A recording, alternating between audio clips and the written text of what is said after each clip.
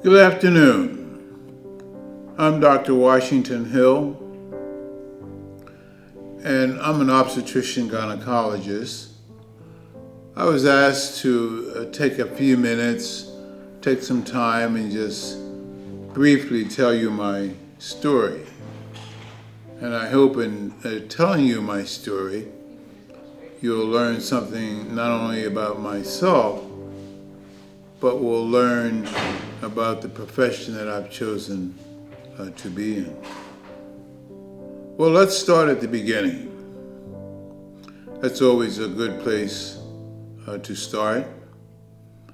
And I was born some years ago, and like I have said before in an article I wrote, in 1939, Ruth and Willie Hill had twins, and one was named George and one was named Washington.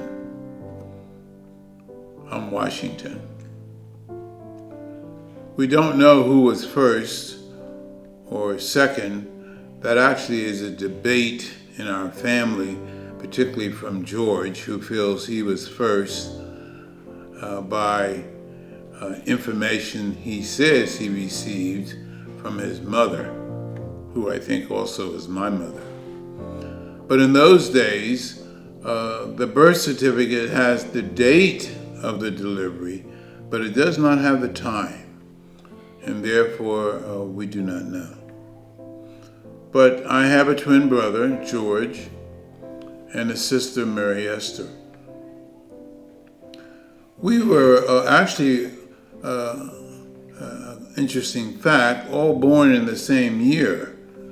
My brother and I were born in February, and my sister was born in December. So this coming December, we'll all be the same age until our birthdays in February. The three of us and our parents grew up in New Jersey. Grew up in certainly a middle class to lower middle class environment. Grew up in a town called Morristown, which is a Quaker town. Interesting enough, still exists, still a Quaker town.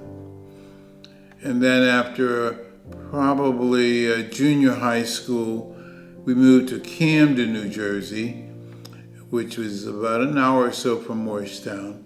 And you may not know Camden, but you know Philadelphia, Pennsylvania. And Camden is right across the Delaware River from Philadelphia. In those days, Camden was a very bustling town. RCA started in Camden. Campbell's Soup started in Camden. I remember actually as I was growing up that the Camden, New Jersey is known as the Garden State. Lots of fresh fruits and vegetables, particularly tomatoes. And I can remember trucks bringing in tomatoes to Campbell's Soup, where they would become soup. But what was interesting was that these were old wicker baskets, and some of you may remember the old wicker basket, and they were lined up on a truck, and on occasion they would fall over, not the truck, but the wicker baskets, and the street would be full of tomatoes. And no one came along and picked them up. So they were there until they kind of rotted and went away, or the rain came. And Camden was a good town in those days to grow up in. I can remember the public schools, the neighborhoods.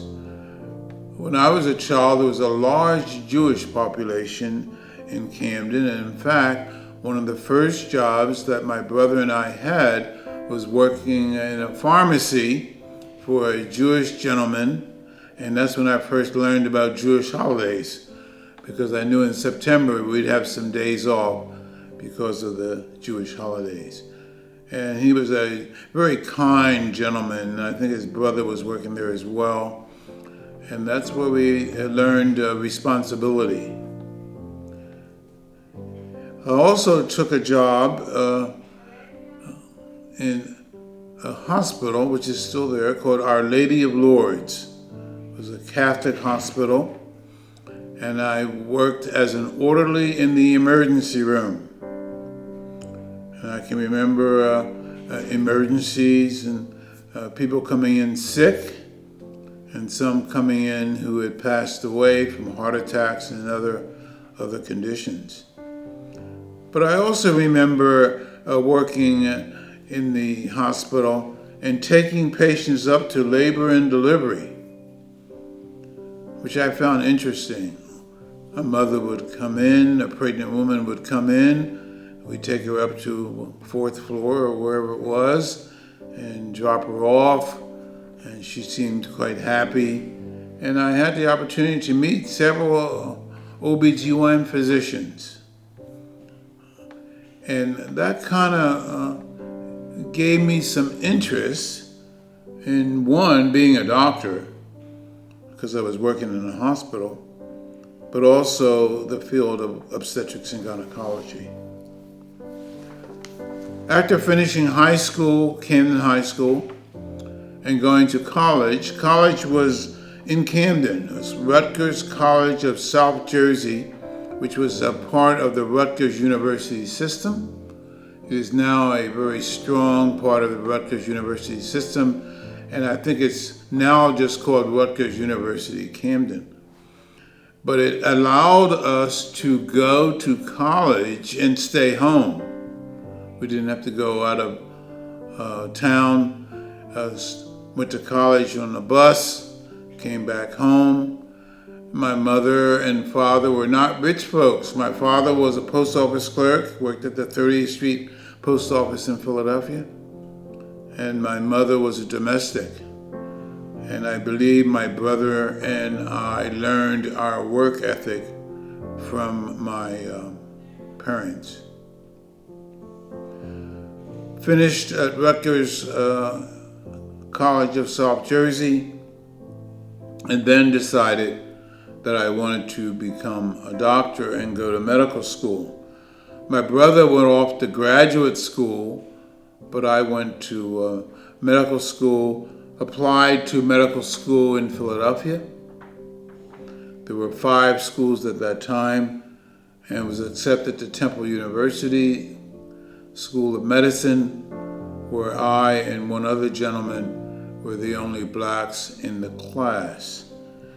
Graduated in 1965 from Temple University College of Medicine.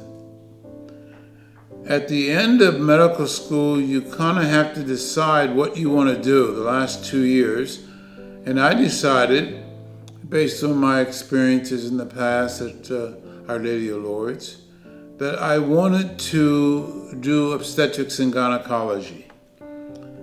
I'm frequently asked why I chose that, and chose it primarily because I enjoyed working with women and bringing life into the world.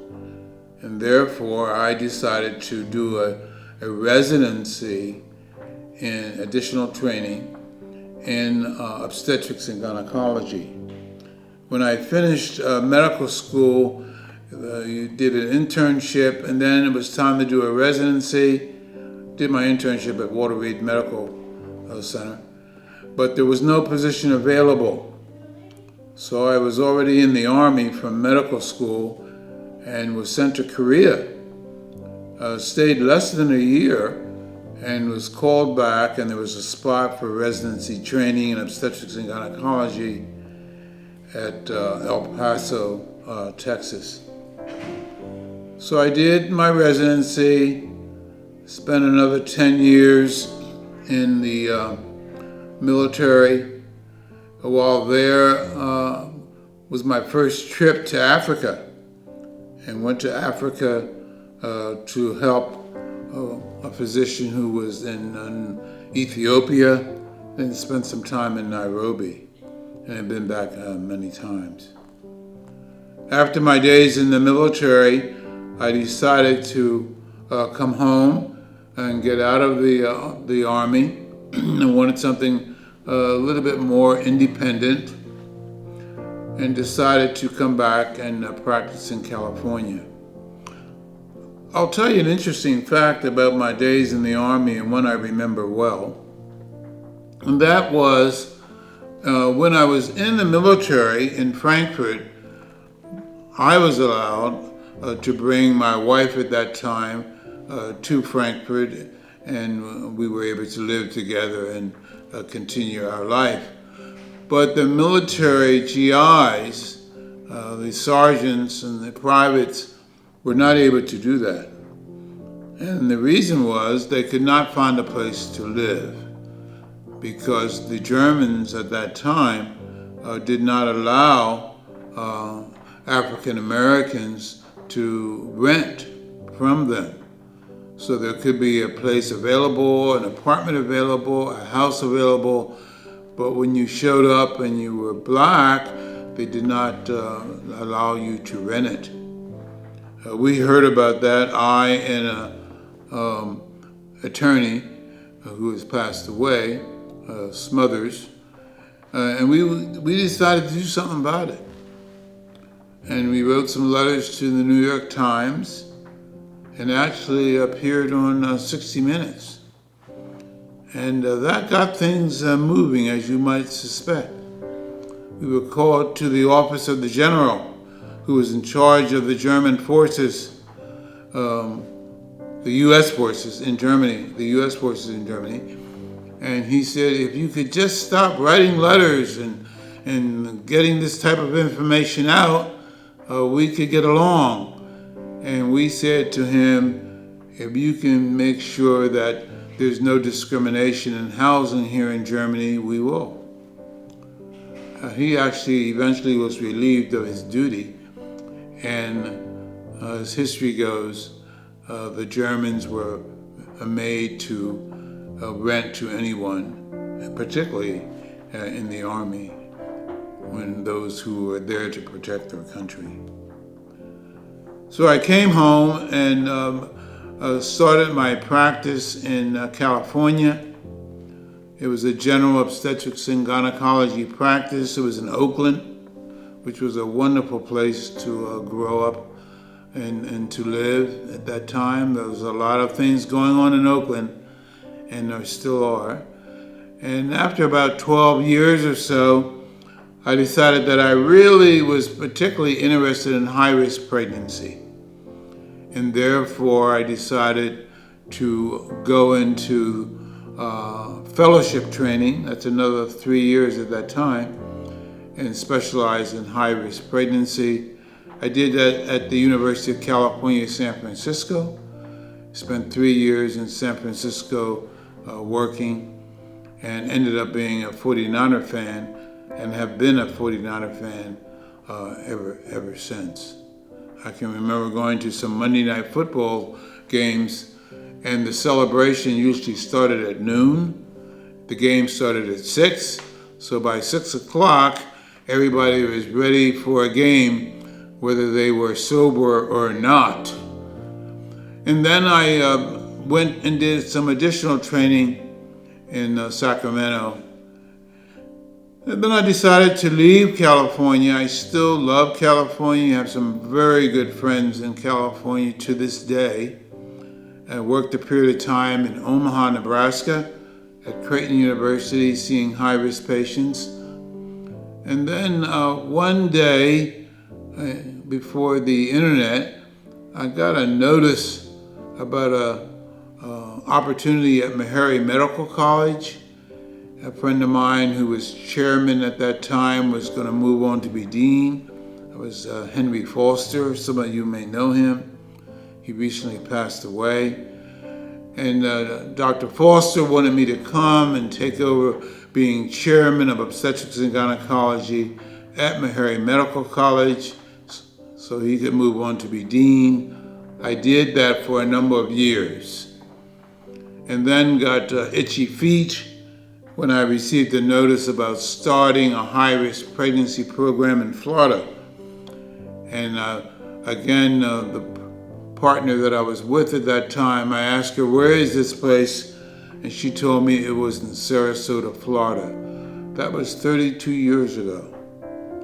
And I've been here in Sarasota doing high-risk pregnancy ever since. 32 years ago, I was the second African American actively practicing at the hospital. We were given the opportunity to develop a high-risk pregnancy program. We call that maternal fetal medicine. It's medicine of the mother and of the fetus. We developed that program, and it is still going strong at this time. Something that we are very proud of, and certainly something that the hospital gave us the opportunity to do.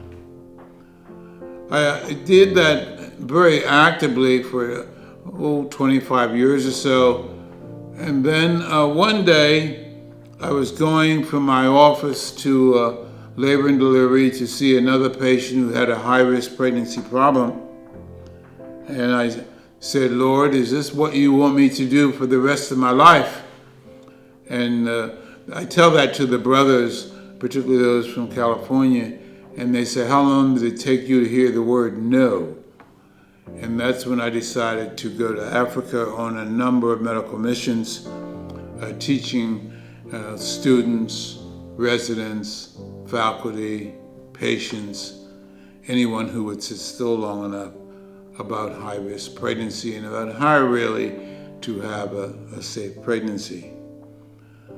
So when I came back from Africa, I stopped doing maternal fetal medicine full-time, and I'm currently working, in fact, I just got finished today here at Center Place Health, which is a federally qualified health center, which allows you to continue to see and help pregnant women. So that's my story. Today actually may be the last day that I see patients. We'll see. This is being recorded in December of 2022. We've had significant problems over the last 2 to 3 years. I think I've helped to solve some of those problems and certainly to research some of those problems, one of which is, of course, been COVID. And COVID has hit our community and our pregnant women significantly. If I were to leave a message for young folks who have an interest in medicine, I would tell you to find something that you really like to do. It doesn't have to be medicine. It doesn't have to be an attorney. It can be fixing cars. It can be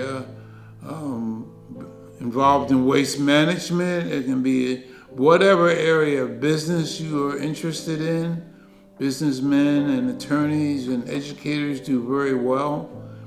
But find something that you really enjoy doing. And as you look around, you may not find that that's the first choice. You may find that you have to go through several evolutions of what you would like to do. But find something that you really enjoy doing, and once you have done that, then you'll never have to work another day.